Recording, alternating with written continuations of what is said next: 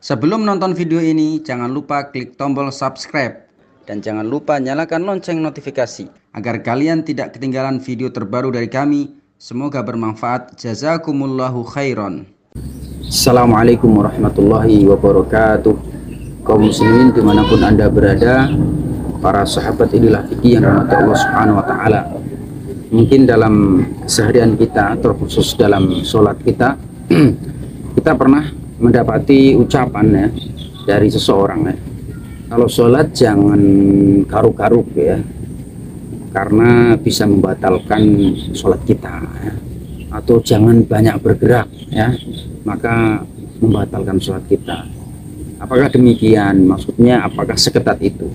Oleh karena itu dalam kesempatan yang berbahagia kali ini, saya akan mencoba meringkas ya gerakan-gerakan yang dinilai di luar sholat ya. Maksudnya gerakan ini dilakukan sebenarnya tidak masuk rangkaian runtutan sholat ya. Itu sebenarnya hukumnya apa? Oleh karena itu para ulama mencoba untuk meringkas ya, ada 5 minimal gerakan yang sering dilakukan oleh orang, dan gerakan ini sebenarnya tidak masuk dalam rangkaian gerakan sholat. Yang pertama, gerakan wajib ya. Jadi terkadang gerakan yang datang tiba-tiba itu justru hukumnya wajib ya. Dalam kondisi apa gerakan ini ya? Misalnya ada seseorang yang mendirikan sholat ya, lalu kemudian dia salah arah sholatnya, lalu tiba-tiba ada temannya ngasih tahu ya, misalnya, wahai kawan, kiblatnya ada di kanan kamu ya, sedangkan dia itu misalnya salah arah, maka otomatis kawan ini mau nggak mau wajib menggeser menghadap kiblatnya ya, harus ke kanan. Karena apa? Karena dia jelas salah dia. Ini kan berarti gerakan yang sebenarnya tiba-tiba datang. Justru gerakan ini adalah wajib. Kalau dia nggak ngikutin ucapan temannya tadi, yaitu menggeser arah kiblatnya, malah tidak sah sholat. Jadi gerakan ini adalah gerakan wajib ya, yang pertama. Dan tentu banyak gerakan-gerakan lainnya. Misalnya juga seseorang sholat, lalu kemudian ternyata di pecinya ini ada najis ya, atau misalnya ada sesuatu yang jatuh tiba-tiba dan sedangkan bendanya najis. Lalu datang kepada temannya, misalnya, wahai kawan, di peci kamu ada benda najis ya, maka otomatis mau tidak mau dia wajib melepaskan pecinya. Ini kan termasuk gerakan di luar sholat, tapi justru wajib hukumnya ya. Kalau dia biarkan malah sholatnya batal, tapi kalau dia langsung lepas secara cepat, insya Allah tetap sah ya. Ini adalah ketentuan para ulama. Kemudian kaum muslimin rahimakumullah, gerakan kedua ya, yaitu gerakan yang termasuk di luar sholat adalah yang hukumnya adalah sunnah ya. Jadi ada gerakan yang hukumnya sunnah. Contohnya misalnya seseorang maju ke shaf kosong yang ada di depannya. Misalnya ada sekumpulan kaum muslimin yang sedang melaksanakan sholat berjamaah di masjid ya, lalu kemudian ternyata masih ada shafnya yang kosong, maka otomatis orang yang berada di shaf belakang harus dia melangkah untuk mengisi shaf tersebut ya. Atau bisa juga kalau memang shafnya renggang ya, ada celah, maka otomatis yang kanan kiri ini harus menggeser untuk menutupinya. Dan ini adalah gerakan yang sunnah. Walaupun gerakan ini kan sebenarnya nggak termasuk rangkaian gerakan dari sholat, tapi ini penting karena merupakan penyempurna dari sholat-sholat kita, yaitu adalah merapatkan shaf ya. Jadi tidak masalah seseorang yaitu makmum maju untuk menutupi shaf yang sedang renggang atau kosong ya. Kemudian gerakan yang ketiga, gerakan yang dinilai di luar sholat ya, yaitu adalah hukumnya makruh ya. Hukumnya makruh apabila dilakukan ya. Seperti apa? Yaitu adalah gerakan yang ringan tanpa ada keperluan. Jadi gerakan ini ringan sedikit ya, dan sebenarnya tidak ada keperluan sama sekali ya. Misalnya kadang kita dapati ya, dari saudara kita yang sholat ya, misalnya dia melihat jam tangan ya, dia sholat Allah melihat jam tangan, ini kan ringan dan nggak ada keperluan ya, karena nggak ada keperluan dia untuk melihat jam ya dalam sholatnya. Atau misalnya memainkan peci, merapihkan peci ya, ini juga termasuk makruh ya. Atau juga kadang ya, ini ada lintasan pikiran kita teringat hal-hal yang mungkin kita lupa ya. Makanya kata sebagian ulama, kalau apabila kita lupa sesuatu itu biasanya akan teringat di sholat kita. Ini sebenarnya termasuk makruh juga. Jadi kadang matanya itu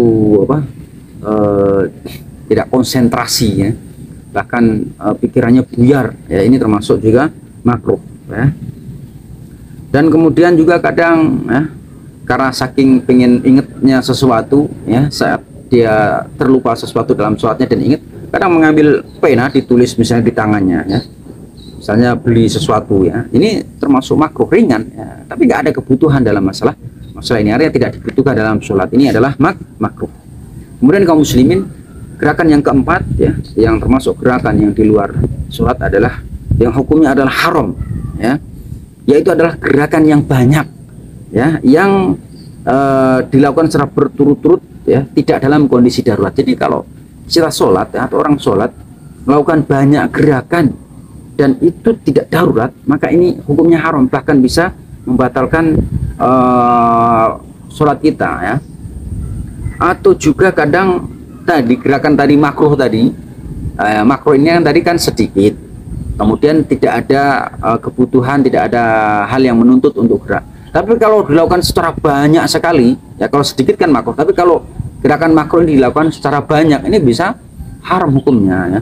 Misalnya maaf, dia sholat sambil masak ya, sambil masak kan harus nuangin minyak, harus motong-motong cabai dan lain sebagainya. Ini hukumnya haram karena apa? Karena terlalu banyak kan, masak banyak melibatkan anggota tubuh kita, bahkan mengambil benda-benda ya, atau peralatan ya. Atau juga misalnya orang sholat sambil latihan menendang bola misalnya ya, ini kan gerakan yang banyak ya. Misalnya sholat di suatu ruangan, Allahu Akbar sambil latihan nendang bola ya, ini kan termasuk gerakannya banyak ya. Kalau cuma nyingkirin sih sedikit, tapi kalau sambil nendang terus ya, mungkin latihan passing ya, ini tidak boleh hukumnya ya, dilarang ya. Gerakan banyak ini diperbolehkan ya, yang asalnya hukumnya haram kecuali sangat amat darurat. Misalnya dalam kondisi perang ya. Dalam kondisi perang ini gerakannya tidak sedikit, sangat banyak sekali ya. Mengambil pedang, harus menangkis, atau misalnya harus menyiapkan peralatan atau dan lain sebagainya. Ini gerakan-gerakan dalam kondisi perang ini tentu dibolehkan ya. Jadi harus terpaksa harus melakukan gerakan-gerakan di luar sholat, tapi kan kondisinya sangat darurat ya. Kemudian juga ya, kita dapati ya, poin yang kelima, yang terakhir dari gerakan di luar sholat ya, yaitu adalah gerakan yang boleh ya, boleh saja melakukan gerakan ini ya, yaitu adalah gerakan yang ringan yang ada keperluan ya. Jadi kadang kita itu melakukan gerakan yang ringan tapi ada keperluan. Kalau tadi kan yang ringan tapi nggak ada keperluan kan makruh, tapi yang ringan yang sedikit tidak berturut-turut tapi ada kebutuhan, ini boleh ya.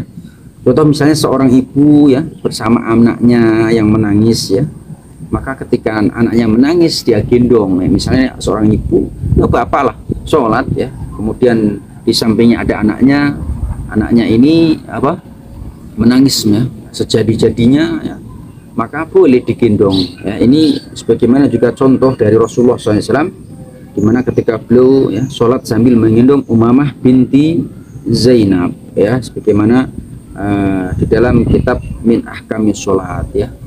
Juga pernah Nabi SAW itu mendapati salah satu istrinya mengetuk pintu, maka Rasul ya melangkah sedikit lalu membuka pintunya ya. Jadi intinya apa, kaum muslimin rahimakumullah, kita dalam menyikapi ini juga tidak terlalu wulu, karena saya dapati sebagian orang kok kukur-kukur ya, maksudnya kukur-kukur itu ya katanya gatel.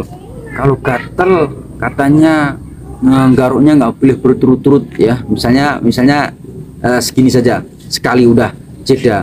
Sebenarnya saya itu nggak agree juga ya. Jadi saya rasa ketika kondisi yang memungkinkan atau kondisi yang mengharuskan, misalnya karena gatal ya, kan nggak mungkin orang misalnya punggungnya sangat gatal sekali, nggak mungkin dia menahan. Bahkan kalau mungkin pernah merasakan kan, saat gatal banget ditahan malah dia tubuhnya malah goyang-goyang seperti ini kan repot juga. Tidak ada masalah dia harus menggaruk, dan tidak harus sekali ya terus diam baru berapa menit, tidak harus. Nggak masalah menggaruk dengan secara kebutuhan dia, karena ini adalah sesuatu yang sangat dibutuhkan ya. Mungkin kalau gatalnya hanya sedikit, karena kadang orang sholat juga gatalnya sangat luar biasa, barangkali misalnya terkena sesuatu yang membuat dia sangat gatal hebat. Jadi intinya kaum muslim rahimakumullah, secara umum jika memang gerakannya itu adalah ringan ya, dan itu sangat dibutuhkan, tidak ada masalah. Bahkan banyak pun kalau memang sangat amat darurat, misalnya ada orang ya sholat ternyata anaknya sedang memainkan colokan listrik yang ketika dia pegang itu akan tersetrum, tidak masalah dia melangkah sedikit, dia mengajarkan anaknya, atau dia memindahkan colokan tersebut, atau mengajak anaknya lalu digendong, tidak masalah. Kemudian juga orang sholat misalnya di ruangan terbuka, lalu kemudian di sampingnya ada kolam renang ya, atau jamban, atau solokan yang cukup dalam, kemudian ada anak kecil yang hampir jatuh, dia tidak ada masalah dia melangkah ya sejenak untuk menyelamatkan. Ini tidak masalah, intinya adalah kebutuhan dan sesuatu yang darurat. Tapi kalau hal-hal yang tidak darurat, tidak ada kepentingan, maka dihindarkan saja ya. Misalnya memainkan jenggot, kemudian memainkan peci, baju, ini menurut saya ini bisa mengurangi kekhusyuan ya, karena diantara salah satu pondasi dalam sholat adalah khusyuk. Kata para ulama, khusyuk batin adalah dengan menghadirkan hati. Kalau khusyuk dalam gerakan atau dalam tubuh, maka tidak banyak bergerak. Wallahu alam. Assalamualaikum warahmatullahi wabarakatuh.